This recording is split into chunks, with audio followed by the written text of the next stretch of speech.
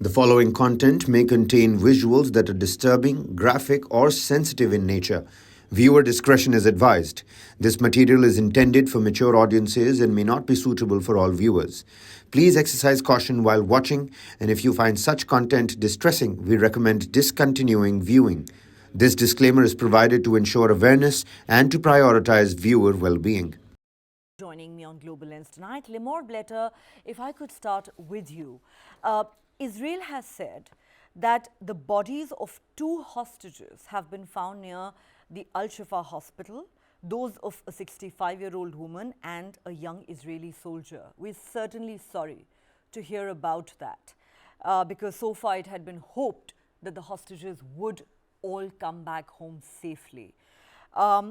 Israel has also said that they have found military equipment at the hospital and they've released footage of a tunnel shaft which they say they've discovered in the close vicinity of Al-Shifa Hospital. Hamas, on the other hand, denies these claims. So do the hospital authorities, and Hamas also claims that this weaponry that Israel claims to have found at the hospital was actually planted by them. In the midst of all this, the United Nations has said that Israel should grant us access to Gaza so that we can undertake a thorough investigation into the competing claims that are being made by the 2 sides. There are 2 narratives and we need to know the truth. Do you believe that is a fair demand that's being made by the United Nations, given that in this fog of war, it's just becoming very difficult for the world at large to understand exactly what's going on in Gaza? So first of all, I would like to thank you, first of all, in mentioning the situation of the hostages, which is, I think, one of the most serious things we need to talk about right now in terms of humanitarian situation in Gaza. As you said, there were 2 women, one young lady, a soldier that was, her body was found next to Al-Shifa, and another woman who was actually also an oncologic patient that her body was found, unfortunately. So regarding what you said, I think it even goes without saying, whether anyone talks about 2 claims, we're talking about a claim of a country and a claim of a terrorist organization right now. I don't think anyone, I guess not anyone watching maybe can take seriously such allegations where we're talking about Israel bringing their own weapons. This is having said, I mean, just to react to what you said, we know that Al-Shifa Hospital has been exploited by Hamas since 2007. During Operation Protective Edge, it was used also as their command to fire rockets from the hospital. You mentioned yourself, U.S. intelligence confirmed that Hamas is using it for terror purposes. We've seen the tunnels, we've seen the weapons. I don't think anyone disputes right now, anyone calling for something different than what they see with their own eyes probably has a different agenda and is not interested in anything about being neutral, or just is interested in going against Israel, because obviously the terror tunnels that were found beneath the hospital and the entire infrastructure that is being used by Hamas, it's not something new. It's something we all know. There is no need for any investigation, since the facts are there. There is nothing to tell. So just the fact that anyone would speak about even considering something Hamas is saying, being a terror organization that is murdering people, torturing them brutally, that is brutalizing them. And as we speak, that we still have 238 people that are being held hostage by Hamas. We're talking about babies, we're talking about children. 10 of them are under the age of 5. I don't think anyone would take seriously right now what they're saying if they have any ounce of logic in them. And the whole claims, what we're talking about and what Israel is doing right now. Israel is doing everything it can to do a very, very precise operation in Al-Shifa Hospital. They have been supplying equipment, medical equipment. They went with people that are medical staff. They went with people who speak Arabic. They were given enough time to clear the hospital. Israel brought even incubators to clear out babies. So this is the kind of this is the kind of situation. This is how Israel is trying to protect the people of Gaza. As we speak, we are the IDF is still publishing now about humanitarian corridors and telling people to evacuate and telling them that they can even call to a landline if Hamas is interrupting them. So as you've shown before, they are using, we know the world knows there's multiple, there's no need to discuss the evidence, especially now when we are speaking about we are talking about a situation where we need to destroy Hamas and we need to do whatever we can to bring Israel to be safe again and to bring the hostages back. So any calls for something different currently is just like throwing someone who wants to throw a smoke screen and talk about something different. Al-Shifa is not the only hospital that is being exploited by Hamas. We saw at Al-Akhli that there was a misfire by Palestinian Islamic Jihad. We saw that Hamas shot RPGs from two hospitals, El-Quds and Sheikh Hamad, and Rantisi that was being, Rantisi's children's hospital, weapons that were stored there, and they were hiding probably some of the hostages. Hamas using civilian facilities, using people as human shields is not, I think it's not under debate anymore. And if anyone thinks it is, he should probably go and check with himself why he's still saying that. All right. You know, in fact, talking about hostages, my Israeli guest on the show last night told me that the number of hostages has gone up by one because a baby was born to a hostage in Gaza just yesterday. And we pray for the safety of all the remaining hostages, including that baby. Limor, I want to ask you one more question before I move on to the rest of the panelists. You know, there is a development that has caused alarm in Gaza. Israeli forces have dropped leaflets in 4 towns in southern Gaza asking people to evacuate and move to, clearly identified shelters, saying they should do so for their own safety. So the conclusion that is being drawn is that Israel is set to expand its ground operation from northern Gaza to southern Gaza. And the question that many are asking is that all these weeks, Palestinians were told, leave the north, go to the south for your own safety. But now, if they're not going to be safe even in the south, if there could be, aerial attacks, artillery attacks, even in the south of the Gaza, then where do Gazans go? Well, Israel and the IDF are doing everything possible to coordinate with the humanitarian agencies in Gaza about evacuation of people. So they have probably shelters or places that they know that they can go to. Obviously, if there are people, if people are being told to evacuate anywhere, it's for their own safety. Right now, again, the whole purpose of this operation is to find the infrastructure, to find where they're shooting the missile, to find the bases of Hamas and to destroy them. So Israel will do whatever it needs and will go after Hamas, but obviously is doing everything possible in order to protect civilians. Also, in terms of bringing humanitarian aid into Gaza, so far Israel has sent over 470 ton of humanitarian aid has entered Gaza, and we are talking about food, we are talking about shelter supplies, we are talking about medical equipment. So Israel knows how to deal with the situation and do whatever it can. And obviously, if Hamas is preventing from some people to be safe, also Israel is trying to allow people also to protect them from Hamas, even when they move through these corridors or they're moving to the safer areas where they need to go. Even that Israel is doing. So we are doing whatever we can to not harm civilians. And I think over the past few days, the footage that you see around the news about what is being brought, again, like the Al-Shifa Hospital, it just shows, the pictures speaks for themselves.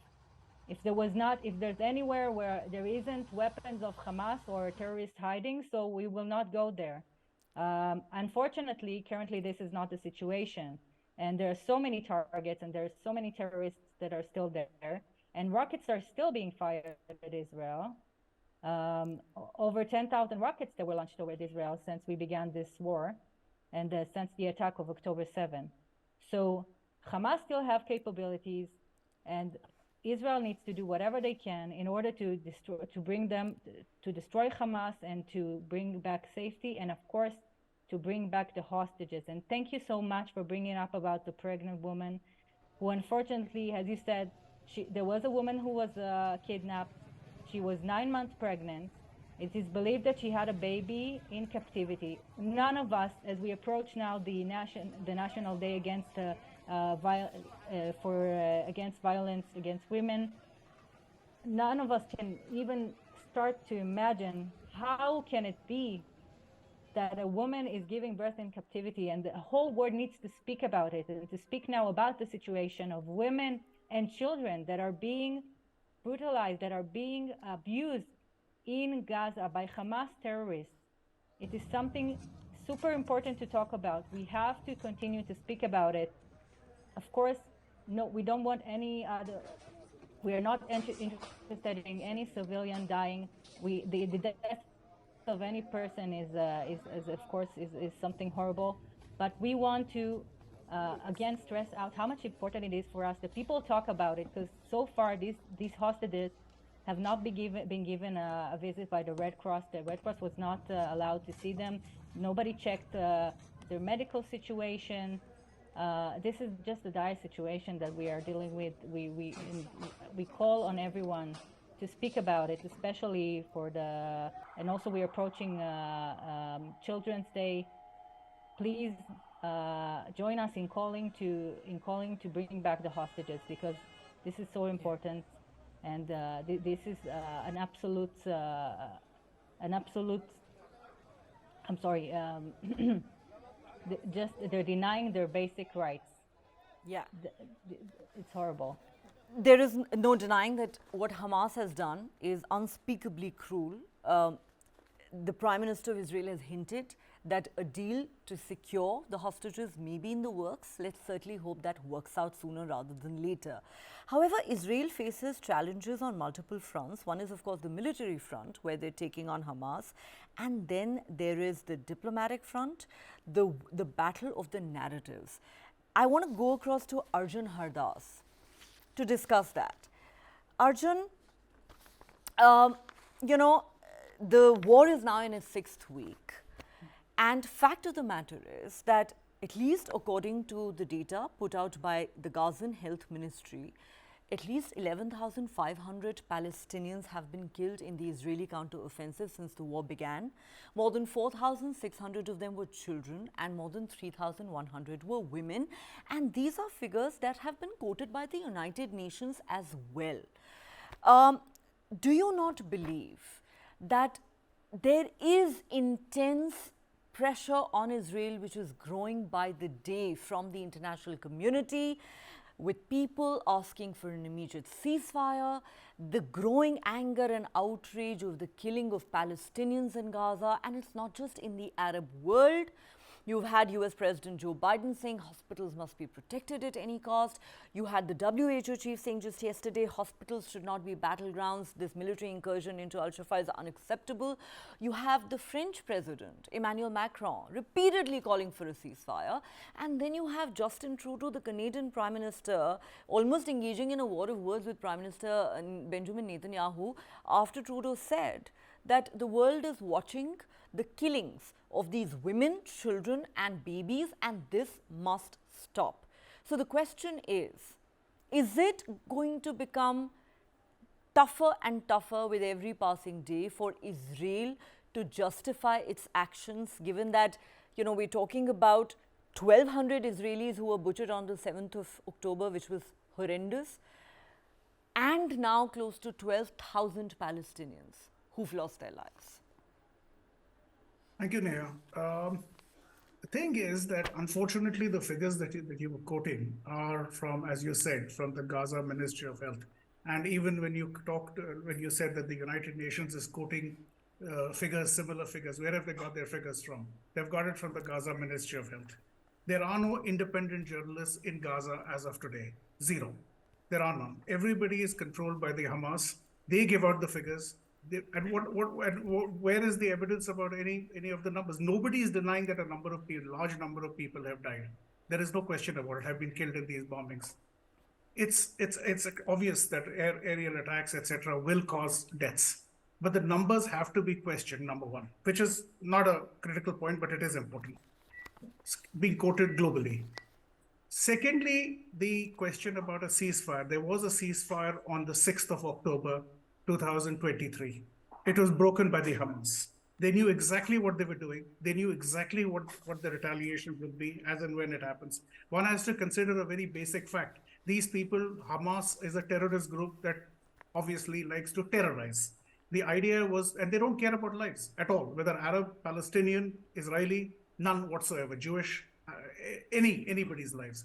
They want to see destruction. They invite this kind of retaliation because they are safe. Because as you know, the leadership is sitting in Qatar and other places. The people who are getting bombed are the ordinary civilians. So ceasefire, yes, it's obviously good. Even a single soldier who gets killed in Gaza, and reports keep coming out on Twitter and other social media about every day whenever there is a death from the IDF, there is obviously a notification that this person has been killed. Obviously, the parents don't want him there in Gaza and facing danger, like anybody else. But the question is, why is he there in the first place?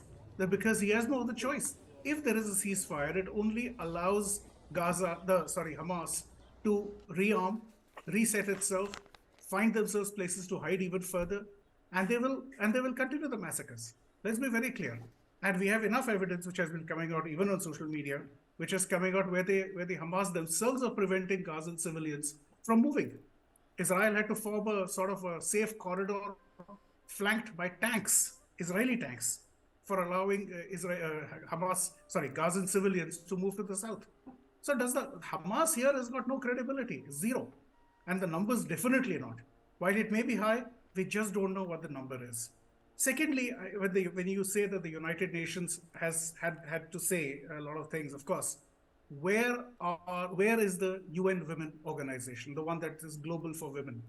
Women, young girls, little babies, and including that little baby, we don't even know the sex of that 1-week-old child who was born in captivity, girl or boy.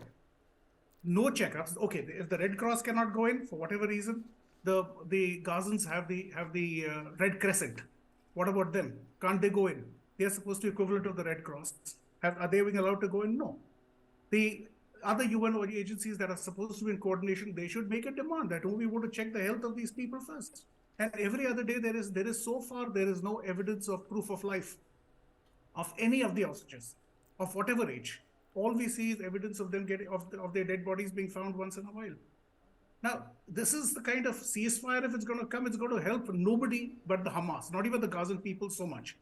Supplies are being provided, as Limor said earlier. But the question is, where is it being done? Where is it going? If it's being monitored, yes, it's required that there's an end way that there is footage, for example, of Israeli soldiers, Arabic-speaking soldiers, carrying fuel tanks into the Al-Shifa Hospital territory to hand over to the doctors. But after that, what? Where is the monitoring? How do we guarantee that this fuel and other supplies are not being used by the Hamas? They've done it earlier. We know it. All of us know about it. They've appropriated these supplies, food, water. Where is this going to end? And okay. I've been to Gaza. I'm one of those few who's been to Gaza. I was there in 2010. And believe me, the people there put out and venerate suicide bombers. On every road corner in Gaza City, I'm talking about, every road corner has a photograph, it's not a photograph, a likeness of a suicide bomber who's killed Israelis and Jews. So it's not that these people are, not all of them, again, as Limor quite rightly said, many of them, or the president also said, quite rightly, not everybody is guilty. But a whole bunch of them have got, unfortunately, stuck in this situation where they end up seeing these people as heroes.